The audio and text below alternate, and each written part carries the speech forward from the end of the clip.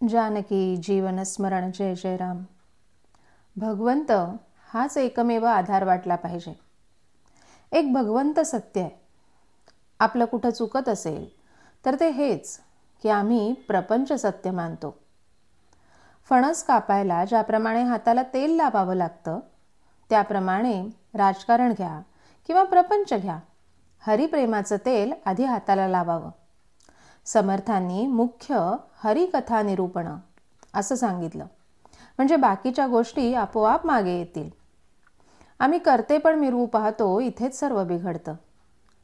हरीचं अधिष्ठान ठेवण्याआधी आम्ही आपल्या कर्तेपणाचंच अधिष्ठान ठेवतो. लग्नाच्या आधी देवाला नमस्कार करतो, पण पुढे प्रपंचात देवाला विसरतो, हे चुकतं. नुसते विषय घातक नाहीत, त्यांच्यात आम्ही आपल्या आवडीने जीव घालतो, हे घातक आहे. विषयाच्या ताब्यात जाणं घातक आहे. इमारत मोठी करावी, कळस सुंदर सोन्याचा करावा म्हटलं, पण पायात जर चांगला नाही घातला तर देऊळ कसं टिकेल?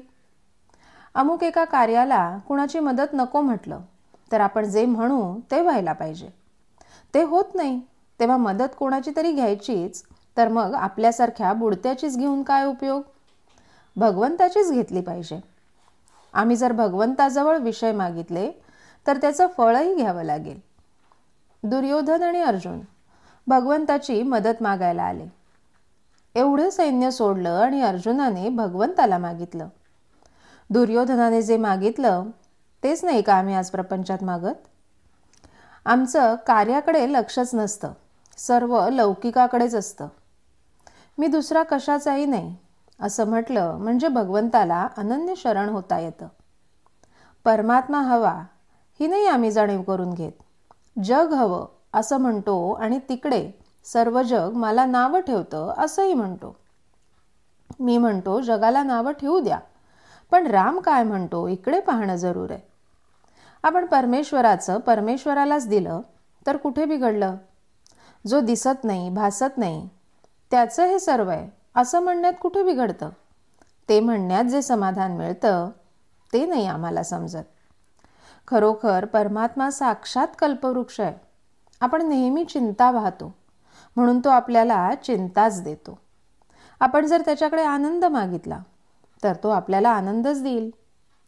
भगवंताचा आनंद हा फार बलवत्तर आहे. तो एकदा मिळाल्यावर प्रपंचातल्या लाभहानीचं महत्त्वच नाही. राम हा त्रैलोक्याचा स्वामी आहे. आपण त्याचे सेवक आहोत, पण आम्ही नोकरी दुसऱ्याची करतो आणि पगार मात्र रामाजवळ मागतो. तसं करू नये. खरेखुरेच रामाचे दास व्हावं. ज्ञान, योग, प्राणायाम वगैरे भगवंता वाचून येऊ शकेल, पण भक्ती मात्र भगवंता वाचून येणार नाही. भक्ती ही भगवंताची देणगी आहे.